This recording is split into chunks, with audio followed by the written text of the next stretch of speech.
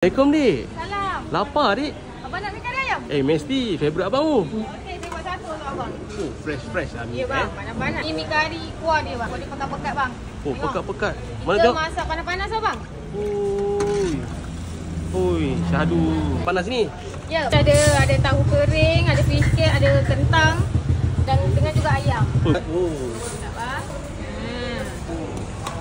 Banyak bang. Puas hati ni.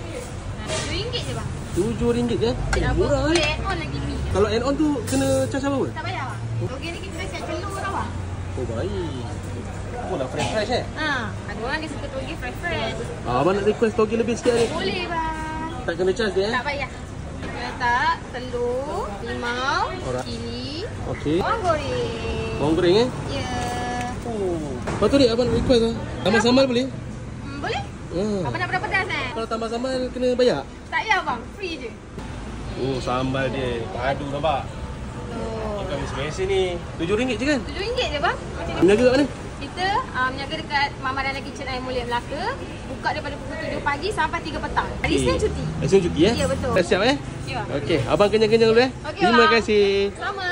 Alright. Gede.